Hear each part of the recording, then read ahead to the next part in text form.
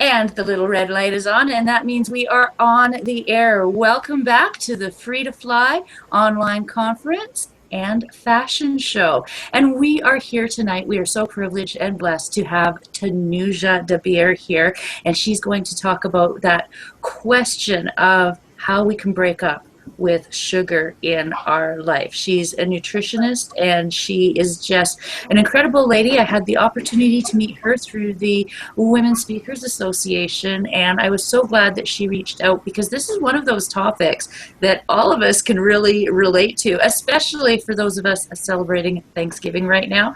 Maybe a little bit too much pie and other sweet things, and we've got Christmas coming around the corner. So of course this is going to be a topic that will be on top of mind for a lot of people, especially it seems that we go from Thanksgiving right into Christmas, and then it's New Year's, and we're making all these New Year's resolutions. So maybe listening to this can help us get a head start on those New Year's resolutions. So first of all, thank you for joining us, Tanuja. Thank you very much for having me. My pleasure. It's so exciting, and I was really looking forward to this all day, Thanksgiving aside, but this was really very exciting. So I'm glad we're here.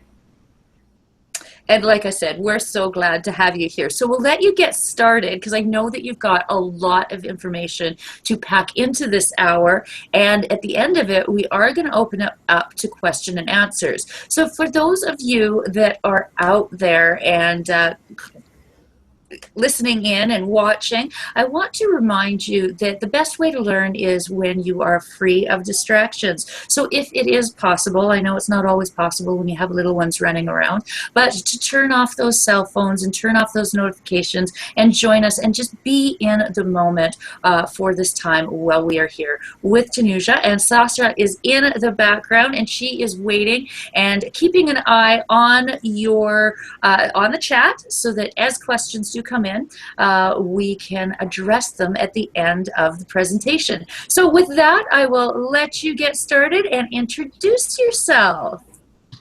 Sure, thank you. So I'm so excited to be presenting about sugar today because, like Patricia said, it's such a funny time of the year when we are celebrating, and celebration is all about sugar for some reason, besides the other yummy foods. So we thought it might be the best idea to be talking about this topic at this time.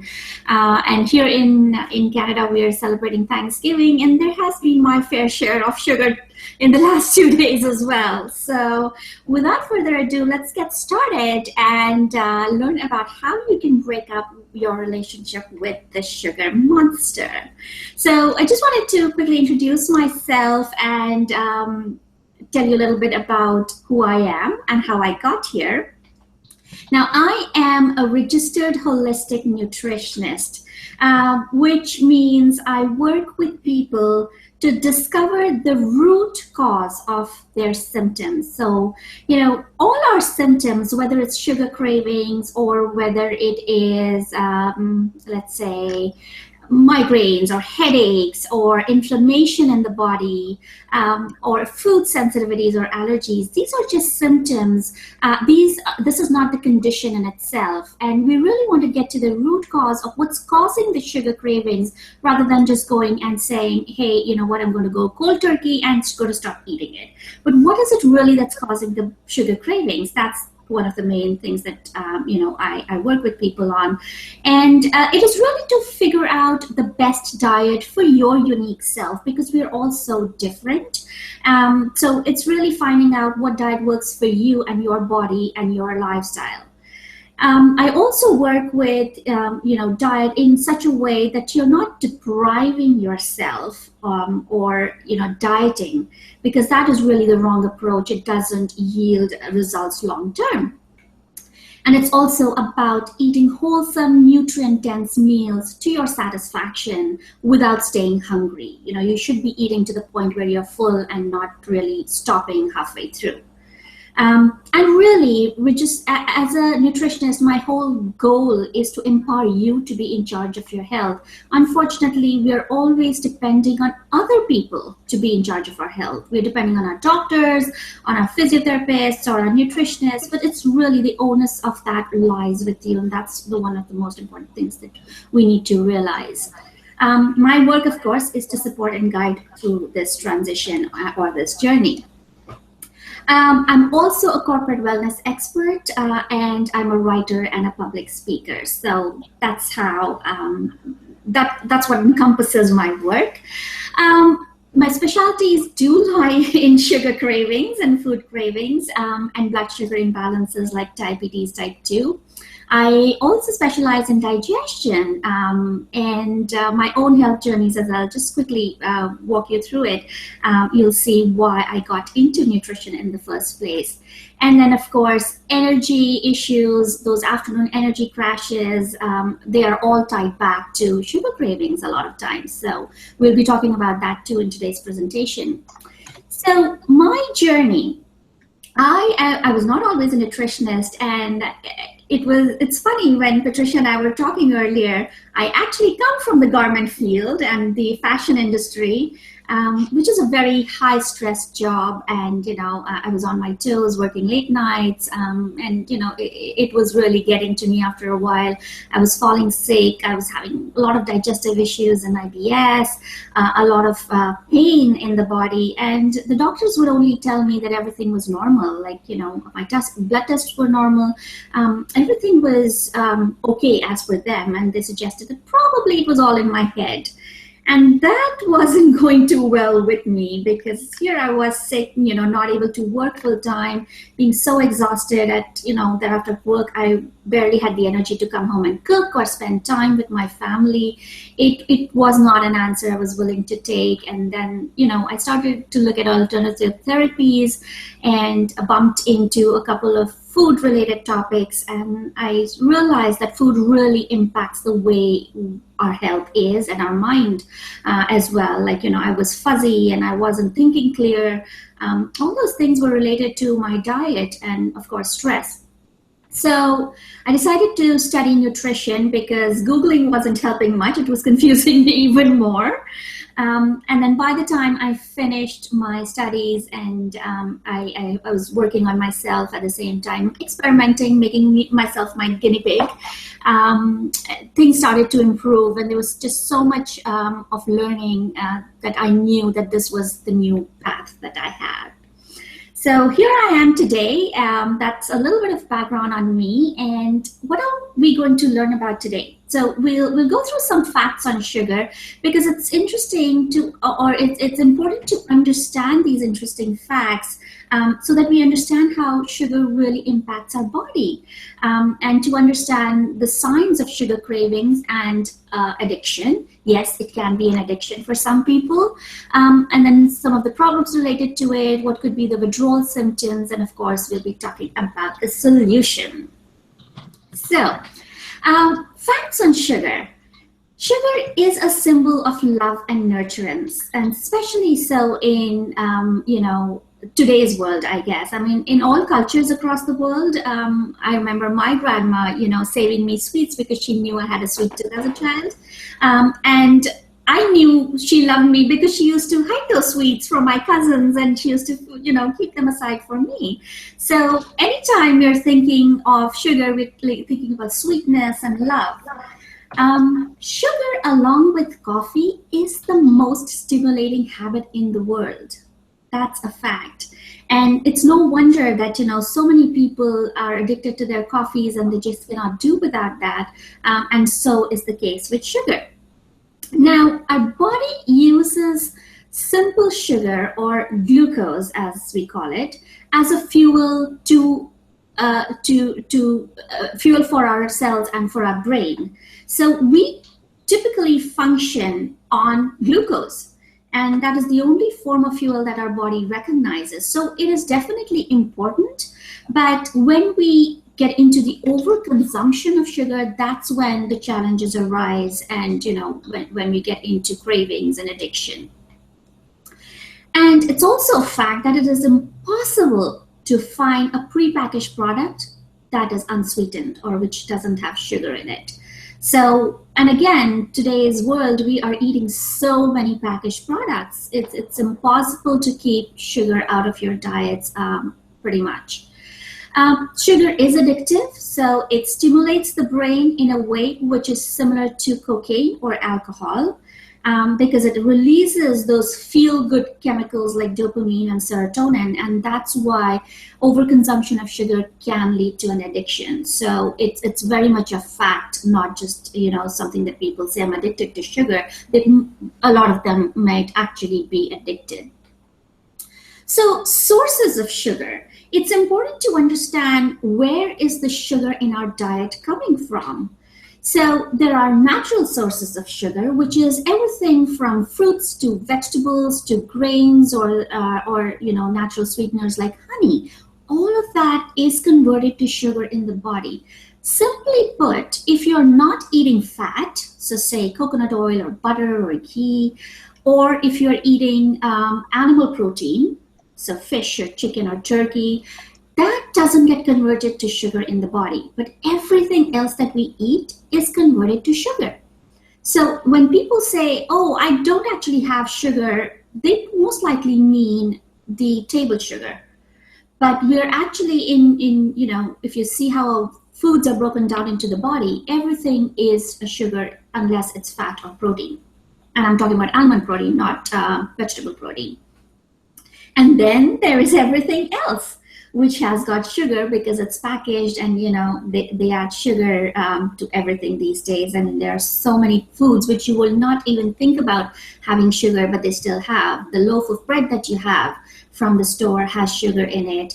Ketchup is high in sugar. Mayonnaise has sugar. I bought sriracha sauce the other day, and I was reading through the ingredients. Second ingredient, sugar in a hot sauce. Right? So sugar is literally everywhere. And then we wonder why we are getting addicted to sugar. So this is a fun little exercise I like to do with people, and I thought it might be interesting to put that in here as well. How much of sugar would you think you consume in a day? So say you have a breakfast with bagel and peanut butter and a small strawberry yogurt. That's 33 grams of sugar approximately, because the bagel, which is carb, and the strawberry yogurt, which is carbs, is converting to sugar in the body. And so is the peanut butter. Though it has a little bit of protein in it, it still will contribute to sugar. So that's got 33 grams of sugar right there. Then say mid-morning, we want our favorite cup of Tim Hortons here, for example, in Canada. Or Starbucks, and that again has a lot of sugar, so 34 grams. Lunch, say you had salad with some Italian vinaigrette and a slice of whole wheat bread. Now you'd think this is a pretty decent, it's a healthy meal, which it is, but the whole wheat bread is carbs, which is converting to sugar. The salad, which has less amount of carbs, still is vegetables, so it will break down to sugar in the body. So here the amount is small, 14 grams, but there definitely is sugar in that meal as well. And most likely the Italian vinaigrette will have some to a lot of sugar in it besides the fat. Then we again have those energy crashes, which we are known for. We are like tired, we want to sleep at work, and we don't know what to do with ourselves. So you want to perk yourself up with, say, a can of pop, which is 39 grams of sugar. So again, sugar. And then talk about dinner. So we have pasta with some grilled chicken and store-bought tomato sauce. That itself is 9 grams of sugar. So if you see and add that up, it comes to about 3/4 of a cup a day. And we're not even talking about eating anything else in the day, just this meal, right? So if you had a cookie, or if you had a donut or a bar of chocolate or energy bar or some juice or something else through the day, say another fruit, you are adding on more sugar. So this is something that we need to realize as to what we are eating and how does it impact our bodies. It's interesting if you see this little infographic. as to how much sugar we consume in a year approximately. And if you look at the age range, it generally decreases because I think we get more aware. But look at kids between the ages of 14 and 18. They're eating about 101 pounds of sugar to 138 pounds, which is probably their own equivalent in their own weight. Right? I mean, look at women in the age of 31 and 50 years old. We might still be having 74 pounds of sugar a year. That's a lot of sugar. So if that was not overwhelming already, it is important to remember that the functions of sugar, they are really important because it is the preferred source of fuel for our brains and our cells, but in the form of glucose.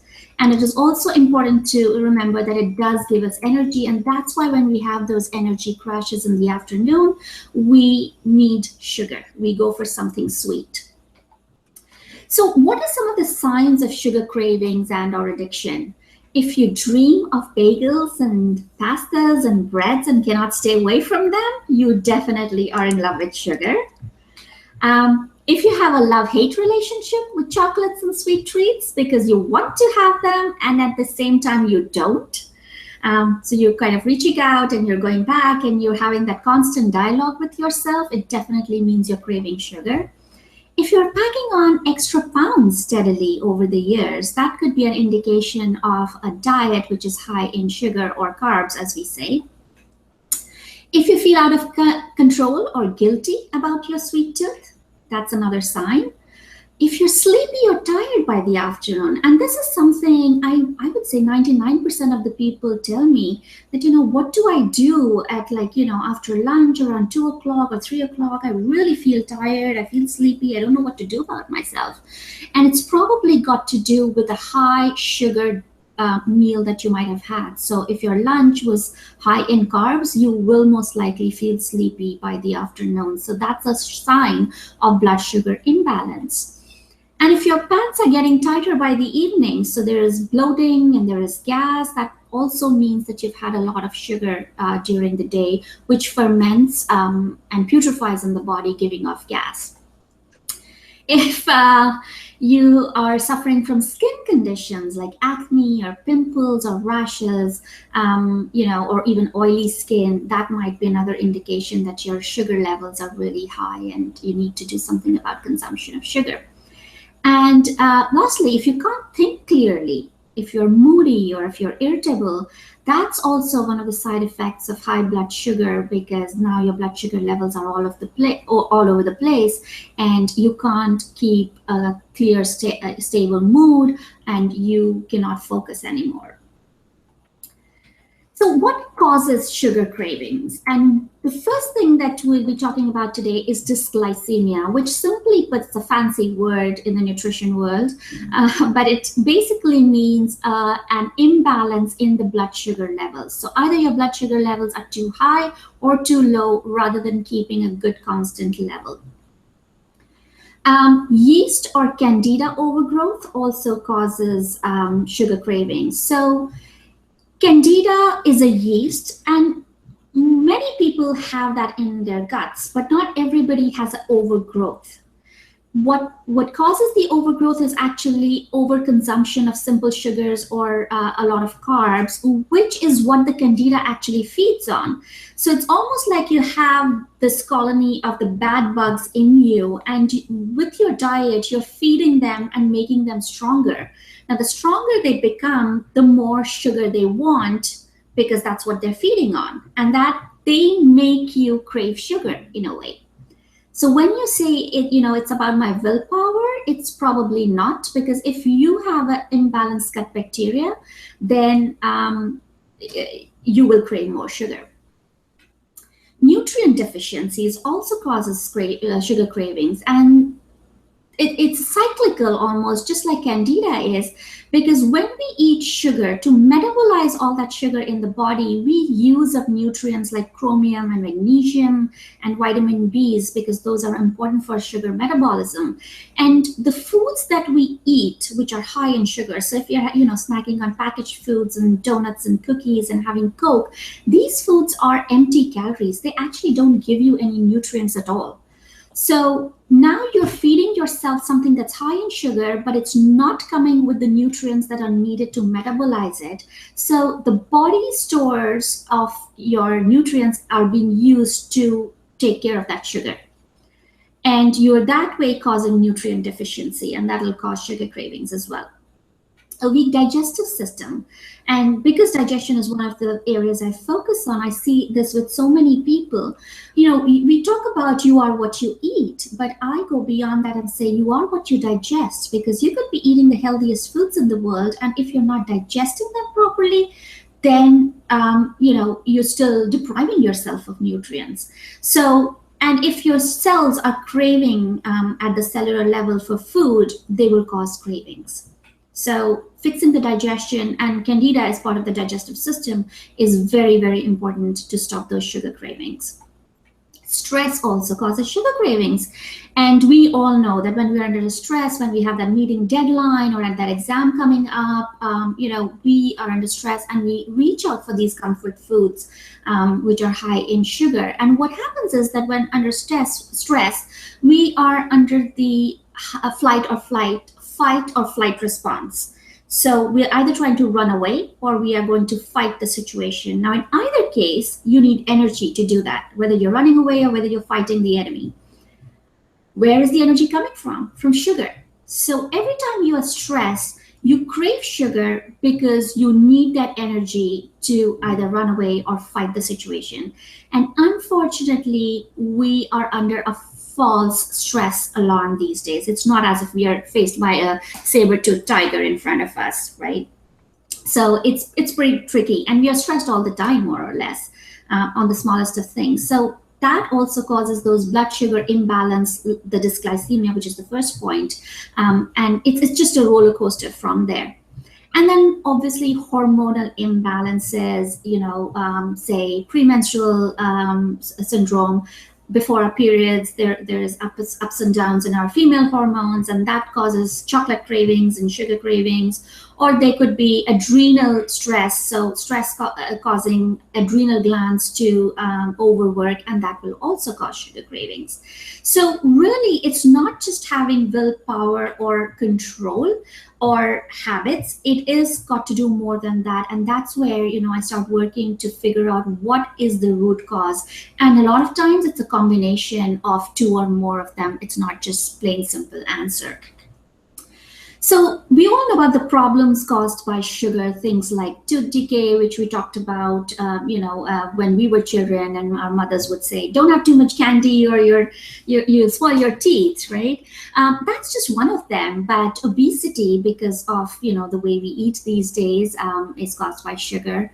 There's increased risk of diabetes and other chronic diseases because sugar and diabetes, they just over the long term, it's inevitable that you will end up with diabetes for most cases. We talked about nutritional deficiencies just now. It also causes immune dysfunction, because when you have foods that are high in sugar and low in other nutrients, then you are lowering your immunity. And sugar also is inflammatory and it's acidic. So it will, if you're having recurrent infections in the body, it is definitely time to consider your sugar intake. Digestive problems, like we talked about, gas, bloating, candida overgrowth, menstrual irregularities or PMS, also yeast overgrowth, we touched upon that. Hyperactivity and difficulty concentrating, especially in children, because you will get that instant high in sugar levels in the body, which will give you that energy, and then you can't focus because now the energy has crashed. And with that comes the mood swings, anxiety, sometimes even depression. And sugar, like I said, it is acidic, so it disturbs the acid-base balance of the body. So our bodies are typically alkaline, just like water is. But when you have foods that are very high in sugar and dairy and say even meat, we are eating a lot of acidic foods, which will make our bodies acidic, which causes inflammation. And, that has other chronic diseases connected with it, but it does affect us to our really, to our core. It's not just about gaining weight. So sugar withdrawal symptoms, Because we can get addicted to it, there are withdrawal symptoms. And if you try to cut out sugar from your diet, you might experience things like fatigue or irritability, anxiety, depression, and detachment. You might have increased heart rate, and you may experience palpitations, and you might not even sleep that well. So it's literally like any other drug which might give you a withdrawal symptom. So, what is the solution? We talked about the problems because we want to make sure that we understand where our sugar cravings are coming from. And there were so many different reasons as to why you might be craving sugar. But I'm today going to touch upon dysglycemia, which is blood sugar imbalance caused by the way we eat. The rest of them it's really probably each one of them has its own webinar topic, most likely. So let's just talk about dysglycemia, and that is something that you can control right away with the way you eat and your lifestyle. So we'll be talking about dysglycemia, which, as a reminder, only means an imbalance in the blood sugar levels, either it's too high or low, making you crave more sugar. So the first thing you want to do is start eating clean, and that goes back to the fact that all these prepackaged and processed foods are so high in sugar that you want to stay away from them and really eat clean, meaning eat foods that are given by the nature in their natural form. So lots of fruits, lots of vegetables, whole grains, seafood, lean meats, healthy fats like avocados or coconut oil, olive oil. You're really, even say when you go grocery shopping, I say to my clients, shop in the peripherals. So if you see the layout of the grocery stores, all the fresh foods are on the borders, on the four walls of the grocery store. All the middle aisles are full of processed and packaged foods. So you actually don't want to be walking through those, because you do, and you get attracted. Oh, this new product, or you see an ad of something and you want to try it out. So really stay the peripherals. And it's funny, if you've ever noticed how bread and milk, or those important everyday stuff, is always at the back of the store. That's because these people want you to walk through those aisles and pick up all the junk. So shop the peripherals, clean eating. The next thing you'd want to do is eat less sugar and salt overall. Now, why salt? Because it's natural human tendency, and that's just how our bodies are built, that we want to be in a state of balance. So if you eat something very sugary, you would want to eat something salty. If you have something very salty, you would want to balance out your palate and want something sweet. Have you ever gone between that, seesaw of eating a bag of chips followed by a bag of cookies, and then you want more chips? It's that what I'm talking about. So the less of these extreme tastes that you eat, the less sugar you will crave. And that's not to say that you should be eating bland food, because salt is important. It's an important electrolyte for the body, but have it in a limit. Like high salt chips will definitely make you crave something, or pretzel will make you crave sugar. And the best way to flavor food is with herbs and spices. And you don't have to have high salt or sugar in your food to give the flavor. The natural foods and the spices and the herbs will give you a much better flavor, and it'll also help you with your sugar cravings. If you do anything for sugar cravings, please give up artificial sweeteners, because these are anywhere from 200 to 600 times sweeter than table sugar. So imagine every time you're having an artificial sweetener, what is it doing to your taste palette? And most of the people don't realize the extent to which these artificial sweeteners are sweet. So say you are replacing 1 tablespoon of sugar, or 1 teaspoon of table sugar, with 1 teaspoon of stevia, or not stevia, NutraSweet, or any of these other artificial sweeteners. You are just replacing 1 teaspoon with 600 teaspoons, right? Because it's that sweet on your palate. And the more sweet you have, the more sweet you crave, and the more hungry you feel. So if you noticed, ever since Coke and all these things went diet and we started having Diet Coke, which is artificial sweeteners, obesity rates have never gone down. They have just kept increasing because we are eating the wrong thing. Eating complex carbs really helps. So, we all know about eating whole grains and the brown breads and the brown rice over the white or the refined carbs. And that is because these are so highly process that it strips away much of the fiber in there, and therefore it raises your blood sugar levels really fast. So when you have complex carbs, there is a higher level of fiber in there, and a lot of these other nutrients which are stripped away by bleaching and processing are also there, so they reduce the amount of sugar craving that you have. Eating balanced meals with protein and fat is really, really important. So each of your meal, you should have some amount of protein and fat, because remember we said that these are the only two things that don't convert to sugar in the body. So say for an afternoon snack, you're having an apple, which is okay because it's a natural sugar. It's still sugar though.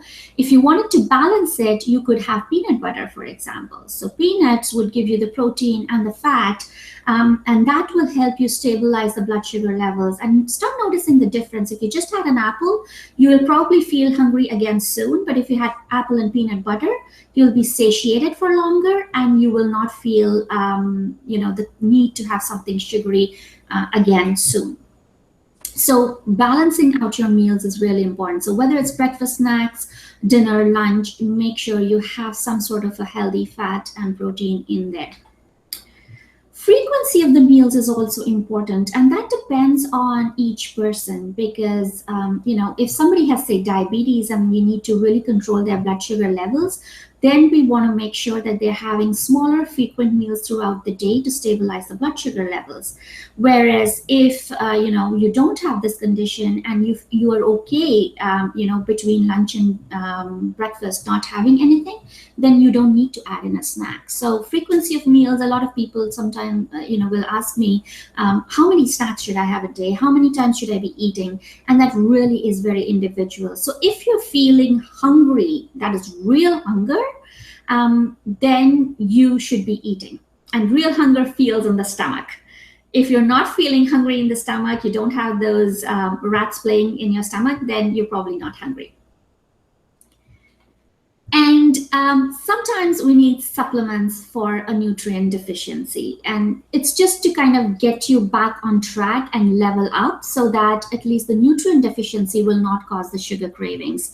So supplements like vitamin B, vitamin C, zinc, chromium, L-glutamine, magnesium, these are really important and they do help to stabilize blood sugar levels. But there is a word of caution. Please don't just run off to any supplement store and start buying them, because you should be consulting a healthcare professional, whether it's a nutritionist or a naturopath or your own doctor, before you take any supplements, because after all, these are supplements. These are not food, right? And they are synthetic and they are going into your body. So be very careful about what you're taking. So another thing I always tell my clients is to get yourself familiarized with the common names for sugar, because once you know what is sugar and from where it's coming, then it's easier to kind of control that coming into your diet. There are more than 50 different names, and I've got a few here highlighted in red, and because these are probably the names where even if you read it on a label, you will not recognize them as sugar. So, if somebody told you there was dextrose or dextrin or dietase or turbinado, right, or ethyl maltol, you would probably never think that that's sugar. You'll think, oh yeah, it's some preservative and I'm having, some sort of a processing kind of related chemical. But these are the different names of sugar. So the more curious and inquisitive you are and educate yourself, the better you are. In terms of reading labels also, make sure you're eating anything that doesn't have a lot of ingredients, because then there is room for that gray area and you don't know then what you're consuming. Ideally, it would be 5 ingredients or less. And if sugar is one of the first 5 ingredients, then you're pretty much sure you're having a lot of sugar in that food. So it's really important to start reading labels. So I just wanted to share the story of my client. Let's call her SB for now. And it's just to show dysglycemia and how that, kind of affects your life. So she was 45 years old, working full-time, mother of 2 teenagers, very happy-go-lucky lady, just love her spirit and enthusiasm, very social and active lifestyle. So she would have, a lot of people over. She would be going for dinners and lunches a lot of times. And still, the funny part was she was a very clean eater. Like even, when she had people over, she would be cooking home-cooked meals. And I was surprised that, how was she having sugar cravings? So what was the problem with her then? It was actually sugar cravings. She was very tired all the time. She was irritable and cranky to the point where she was, my husband and my kids stay away from me because they don't know when I'm going to snap.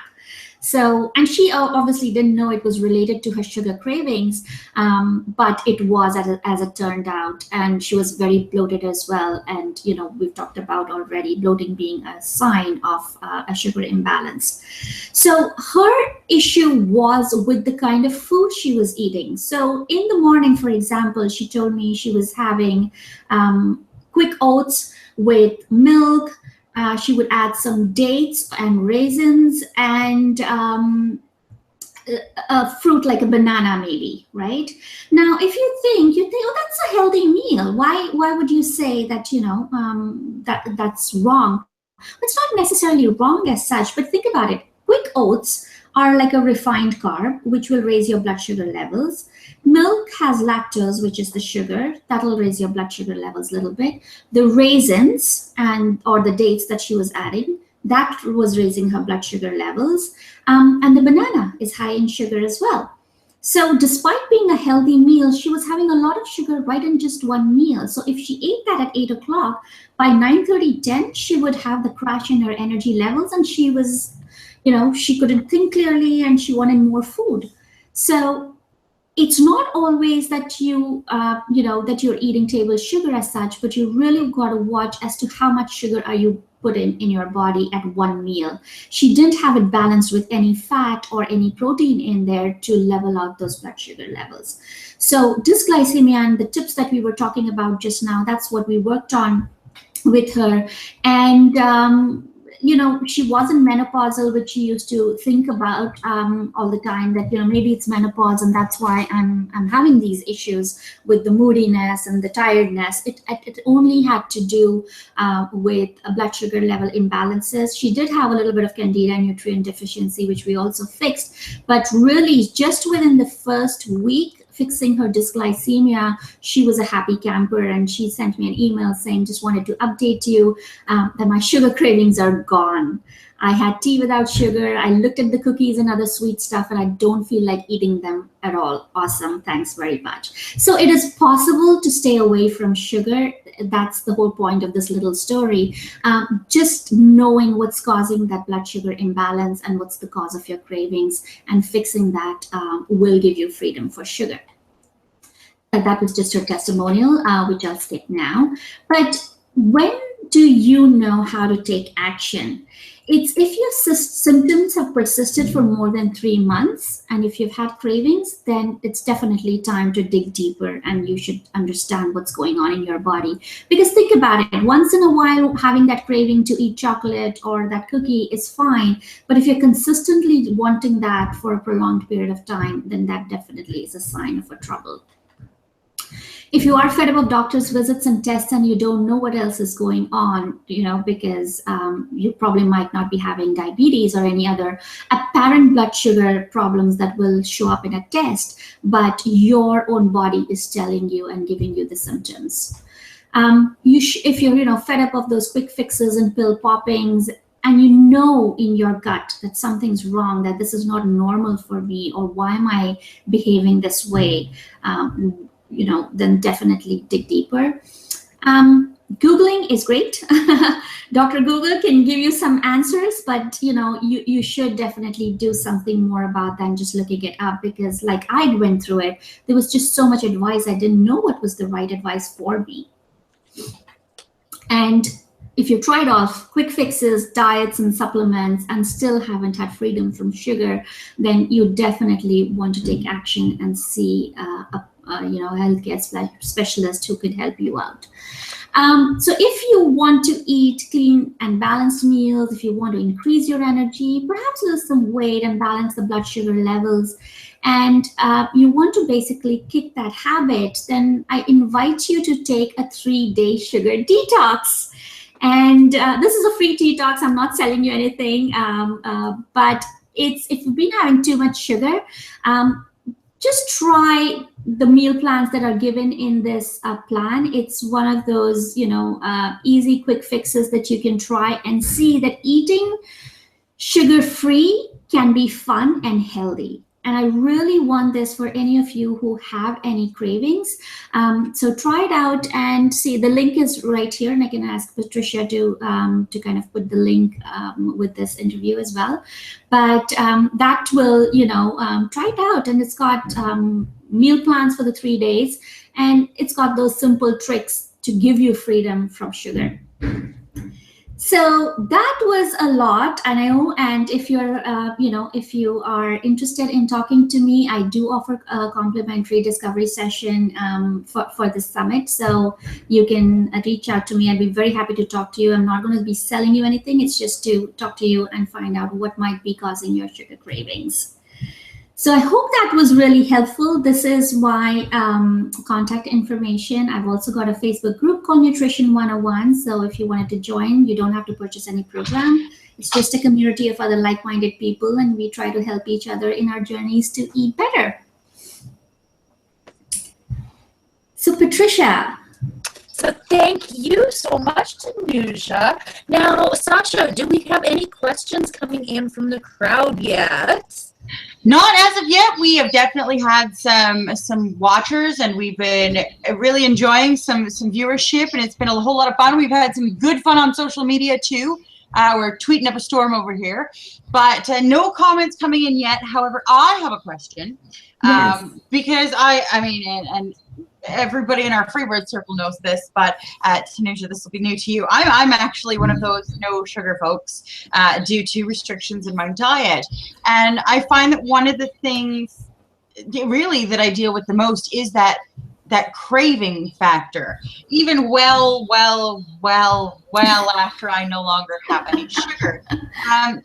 What would you recommend to really try to manage those cravings? I mean, and this is well after the addiction portion is kicked out. So it's more of that mental craving. So in that case, and I'm not sure what you might have tried and how long you've been sugar-free, but if you've been sugar-free for quite some time, may I ask you how long you've It's been almost a year now that they took the sugar away. I'm only just now getting natural sugars back.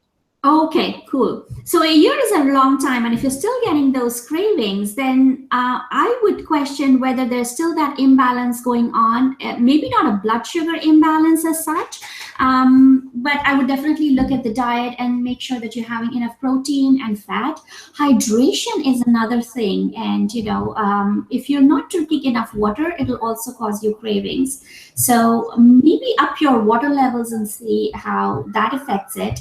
And if you had maybe a candida overgrowth and that was not addressed, and those bugs are still pretty much there, they might be causing you to crave sugar as well. So it could be one of the several reasons. And the other thing, which is a whole different topic, could be emotional craving, right? And that's really when we are looking for food to comfort us out of some emotional, thing. It could be a hard time that you might be going. I'm not saying you particularly, but it could be somebody else going through a hard time, say in family or marriage or work, and we look to because it's stress, right? Remember, it goes back to stress and how we're fighting or flighting. Oh, that's a new word I just invented, or fleeing. So it could be actually a blood sugar imbalance caused by hormones as well, like the cortisol levels and the stress hormones. Awesome. That's very helpful. Thank you very much. You're very welcome. And for those of you who do think that it may be a hormonal imbalance, we do have acupuncturist Denisha coming in on next week, and she is a specialist in the reproductive health, and she'll be speaking about harnessing the power of your cycle. So I think that that one might be an interesting one that ties into this when it comes to that hormonal edge of things. Now, one thing that you said that I really found interesting, especially in the case of your client who it was an imbalance within the meals. I know that when my children used to come home from school, I always made them eat cheese because I found that if they ate the apple with the cheese, that they weren't as cranky. And I found that especially with one particular child, he was more sensitive to that crash than the other ones. And he would get really cranky. And then he'd eat, and then he'd be a sweetheart again. And it was night and day. And I know that I noticed that within my child. So I was really, that part of it was really interesting to me. Now, you did mention about being careful about the supplements. So you're saying not to get sort of a multivitamin supplement like we would have been used to getting as kids?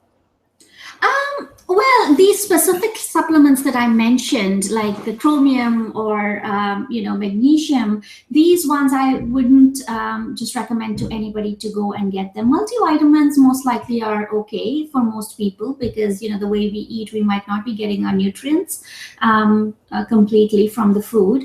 So a multivitamin or a B complex might be okay, but it's those specific supplements that you want to be careful about and really have a consult whether you even need them. Like in case of my client, which I discussed here, I had to put her on chromium supplements, and that really helped with the cravings as well.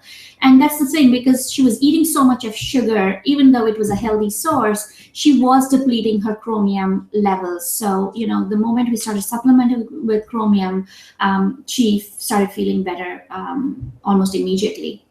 So, and the other thing with supplements also is a lot of people will buy supplements, from say a grocery store, things like that, which is cheaper, but then you don't really know whether they're not really high quality in terms of potency. So, you might be taking a particular dose and not making enough difference, and then you would just start upping the amount of things you're taking or the capsules, and so it's a little bit tricky that way.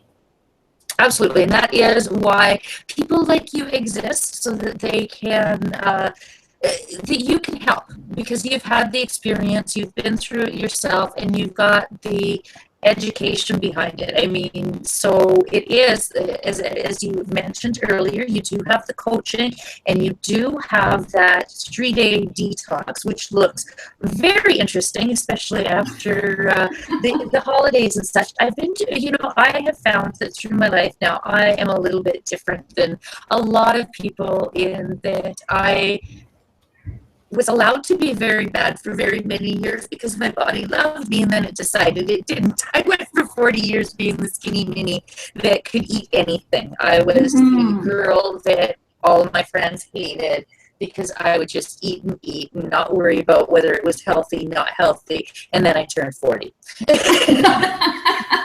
And the hormones kicked in. Yeah, and it's like, oh, okay, now I have to actually pay attention to the things that I always ignored before. But in doing that, I have increased the number of good things that I'm eating, reduced some of the bad things. And I know that's something that almost everybody has to recalibrate at some point in their lives. We go through that point where, as a teenager, we can eat in a certain way. As a new mom, we might need to eat a different way in order to support our bodies the way they need to be healthy. And absolutely. And sorry to cut you off, but that you brought up a very valid point there, that you used to be eating in a certain way and you got away with it, but eventually it does catch up at some point, right? Because that's how we are fueling ourselves. And it's like if I drink so much of alcohol, am I becoming an addict right now? Not now, but maybe over the years, you might not be able to give up alcohol. And the same way, what we put in our bodies will take effect after some point where, as young people, our digestion is stronger and, we are more resilient. But then things, with natural aging, our digestion goes down and the ability to handle foods goes down. So these foods which never affected us earlier do start to affect us, and it starts showing on the body in terms of symptoms. Absolutely. And the other thing that I wanted to mention about all of this is that this is not about losing weight. It is about health. As you know, at the Freebird Project shop, we carry from sizes extra small to 5X, and that's because you can be beautiful at any size, and it really is about the health of your body, not the size of your body, that is the important factor. And so thank you so much for bringing. Were there any more questions that came in from the audience? Actually, Awesome. we did get one question here. One of our viewers wanted to know what some of the foods you would recommend would be, things that are still sweet, but without that heavy sugar content. So they're looking more for substitution foods. So in terms of really going for, if you wanted something sugary, right, then fruits are a great way to have natural sugars instead of the packaged stuff. And yes, it's not the same as having a cake, but you want to slowly adjust your taste buds. So fruit is definitely one of the substitutes. Stevia, but then again, it's very sweet compared to natural sugar, or not natural sugar, I should say. It is a natural sugar, but compared to table sugar, it's very sweet. So you might need just a drop or two. So stevia is a great replacement. Honey is a great replacement. And overall, I think the idea would be to slowly start adjusting your taste buds in a way where you're not feeling that punch of going away from sugar. To give you an example, I was working with this lady. She was in her 60s, and she had high cholesterol, and she'd gained a lot of weight. So she came to see me about her cholesterol. And she was having like 4 tablespoons of sugar in her tea, right? So I was like, that's a lot of sugar you're having. No wonder you have cholesterol issues and gaining weight. So instead of telling her that, stop having sugar altogether, we said, okay, for 1 week, instead of 4, have 3. Then reduce it to 2. And in about 2 to 3 weeks, she actually went a little bit more than what I suggested her with. And in about 2 weeks, she was down to half a teaspoon. And we worked for, how long? We worked for 6 weeks. She lost 15 pounds in 6 weeks, just from that one change.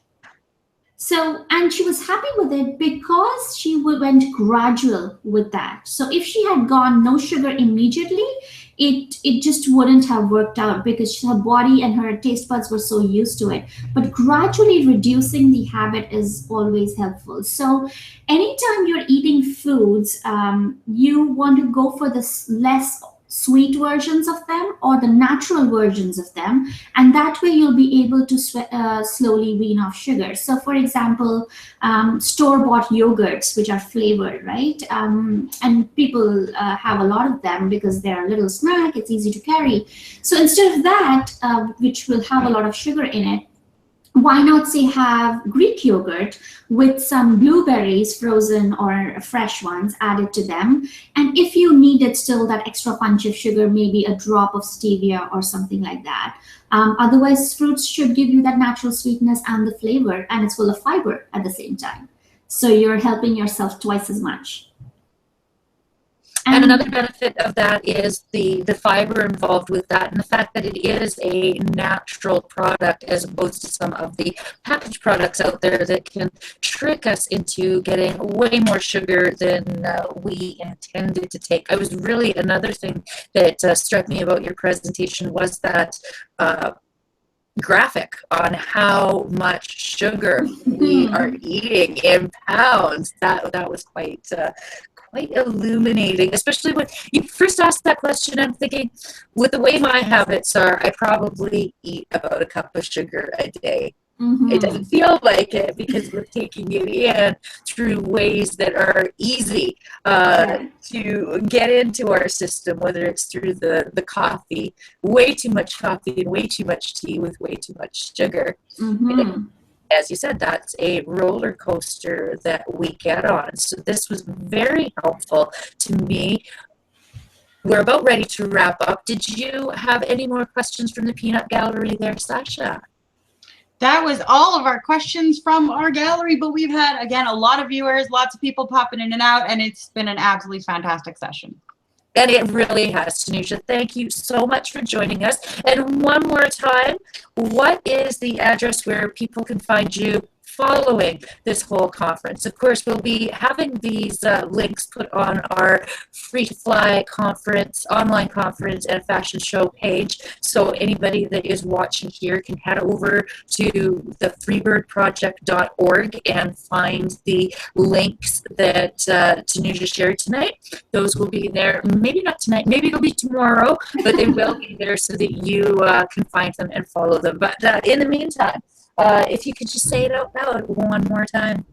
Sure. So you can reach me through my website at www.sakori.com. So that's S as in Sam, AAKORI. It's right here on the screen. And my email address is tanuja@sakori.com. I'd be very happy to hear from the viewers tonight. Even if it was just to say hi and, if this made a difference, please reach out. I'm always happy to hear from you guys. Feel free to join my Facebook group as well.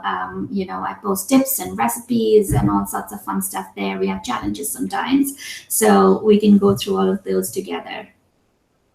And thank you so much, Patricia. It has been such a pleasure. I really hope the listeners went home with some tips that they can try right away, and start kicking the habit in the butt. And I know that even if the viewers didn't, I know that I got a lot from this presentation. So thank you for being a part of our first day. Now, for those of you watching who are going to be tuning in tomorrow, we have Sohaila in the morning, and she's going to be talking about how to get in touch with your feminine side through physical activity, through dancing. So that has a little bit to do with the whole nutrition and healthy lifestyle and living side of things. And then we also have Leslie Truex, who I've known for years and years, and she is going to be talking about working from home, and specifically work at home jobs, because I know a lot of you out there are like, there is no way I want to get on camera and do anything like what you are doing. I don't want to be my own boss.